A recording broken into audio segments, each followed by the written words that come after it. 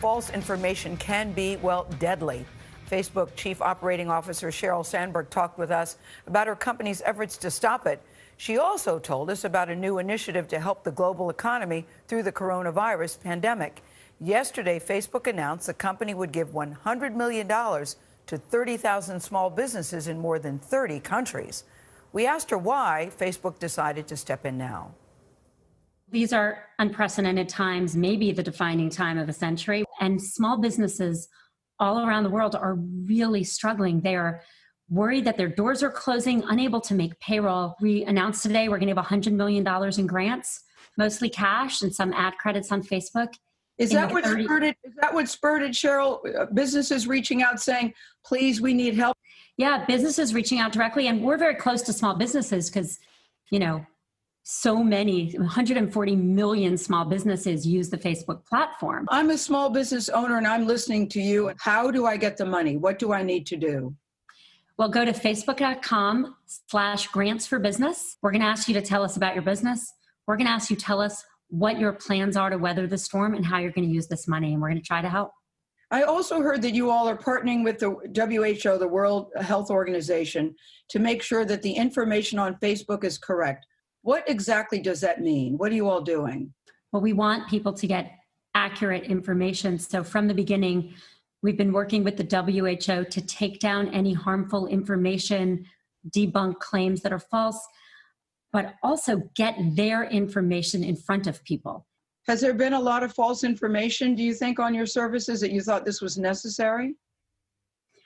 Well, we're definitely always vigilant, but in this area, we've gone one step further and we're removing things quickly if they're harmful. I also think there's a lot of information people need. They need information about local school closings. They need information with local health organizations. But Sheryl, I think it opens it up to the question of you want to make sure the information is accurate about coronavirus, but people say when it comes to politics, Facebook sometimes knowingly leaves ads up that they know are not true. Why not do that when it comes to the campaign ads as well? Well, I want to be really clear. For this crisis, any fake information is down.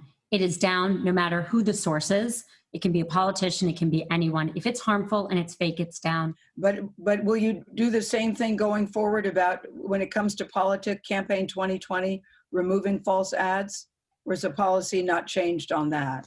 Well, what we've really done is made sure that anything that's harmful can't be put on the site in terms of regular content or groups or ads. When it comes to generalized political speech, whether that's in ads or that, we really think that as one company being the arbiter of truth is too much power and something that kind of sounds like we should do it. But as soon as we started doing it, everyone would be like, oh my God, Facebook's deciding what's true and false. And political speech is very heavily scrutinized. One politician says something, they run it in an ad, they say it in a speech. The person running against them says it's false. And that process, we think, continues and needs the full-throated opportunities people have. Do you have any cases of coronavirus at Facebook? We do. You do? We do. They're young. They're doing well so far, from what I know. How many cases do you have, and how are you all handling that? We're protecting people's privacy. We're not announcing our number of cases.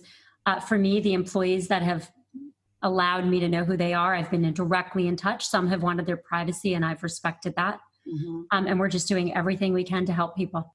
In addition to this project, announcing the $100 million, Facebook is also doing something for its own employees. Can you tell us about that? I just heard about this. Well, taking care of our employees is really important to us. So from the very beginning of this, we have made sure everyone got paid and encouraged people to stay home if they were sick. We then went pretty aggressively and pretty early to recommending work from home. We also gave all of our full-time employees an extra cash benefit of $1,000. And we've told everyone's going to get their bonus for this half. We're actually giving it a higher than the full bonus. We also feel very strongly about this. We're paying everyone. We pay our contractors, we pay our employees, whether you're sick, whether you're healthy, whether you can work, whether your job can go home, we're paying people. Sheryl, there will be skeptics. There always are people who will say, listen, Facebook is taking a beating in public relations. Some of the press has not been so flattering. Is this an attempt to redeem yourself? I think this is an attempt to take the responsibility we have and do everything we can. And I think this is a moment where everyone needs to do that. This is not about what will feel good. This is about what will make a difference. And they know that's going to make a huge difference. She's hoping that other companies will follow suit. Yeah. Of course, it's an individual decision, but I applaud them for stepping out early and they want to make a difference. And about the misinformation, they take that very, very seriously. They're monitoring it. They've hired extra staff to monitor it. They're working with the WHO to make sure that everything up there is factual. She's in San Francisco where she's sheltering. She's got 2 children. No play dates, no interaction, because they think they're keeping themselves safe and others safe, too. It's great that they're being so generous with their employees. I think so, there are too. so many Exactly companies that right now are in distress. Exactly. Yeah, I agree. Right. I think we continue to spotlight companies that are doing the right thing here, putting capitalism aside and cooperating.